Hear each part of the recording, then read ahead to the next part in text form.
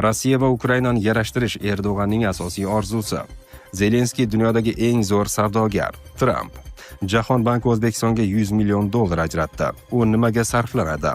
Rossiya Xitoyning iqtisodiy vassali bo'lib qolmoqda. Polsha tashqi ishlar vaziri Pekinni Ukrainadagi urushni tugatishga chaqirdi. Tramp 1 million falastinlikni G'azodan Liviyaga ko'chirmoqchi. Ommaviy axborot vositalari. Biz urushda g'alaba qozondik, lekin tinchlikni xohlaymiz. Pokiston bosh vaziri. AQSh Yevropadagi qo'shinlarni yil oxirigacha olib chiqishi mumkin. Zelenskiy dunyodagi eng zo'r savdogar. Tramp. AQSh prezidenti Donald Tramp Ukraina rahbari Vladimir Zelenskiyni dunyodagi eng yaxshi savdogar deb atadi. Bu haqda Oq uy rahbari Fox News telekanaliga bergan intervyusida so'z ochdi. Trampning ta'kidlashicha, Zelenskiy AQShga tashrif buyurganida quruq ketmaydi. Aksincha, doim qanchadir summa olib ketadi. Menimcha, u eng yaxshi savdogar, mendan ancha yaxshi. Zelenskiy Washingtonga kelganida har safar $100 milliard, yana $100 milliard, yana $500 milliard olib ketadi.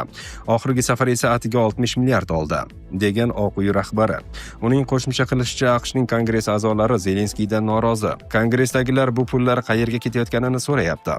Biz esa faqat cheklar va naqd pul yuboryapmiz. Ular qayerda? Deb ta'kidlagan Tramp. Jahon banki O'zbekistonga $100 million ajratdi. U nimaga sarflanadi? Jahon bankining ijroiya direktorlar kengashi O'zbekistonga $100 million miqdorida imtiyozli kredit ajratishni ma'qulladi.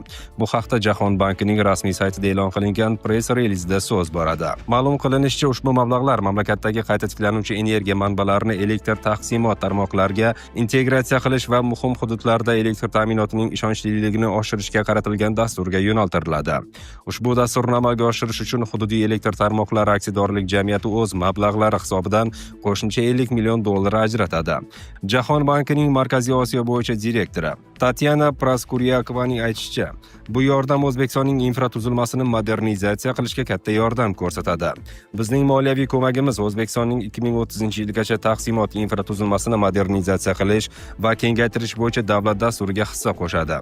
Bu dastur doirasida jami $3 milliard investitsiya talab qilinadi. Umid qilamizki, boshqa xalqaro hamkorlar va xususiy investorlar ham bizning ortimizdan ergashadi.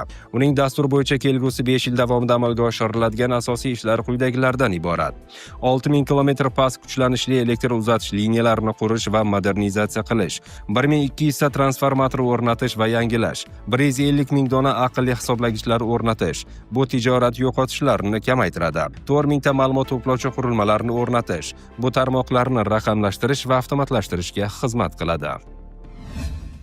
Rossiya va Ukrainani yarashtirish Erdo'g'anning asosiy orzusi. Turkiya Rossiya va Ukraina o'rtasidagi muzokaralarni davom ettirishga va ular o'rtasidagi aloqa kanallarini ochiq saqlashga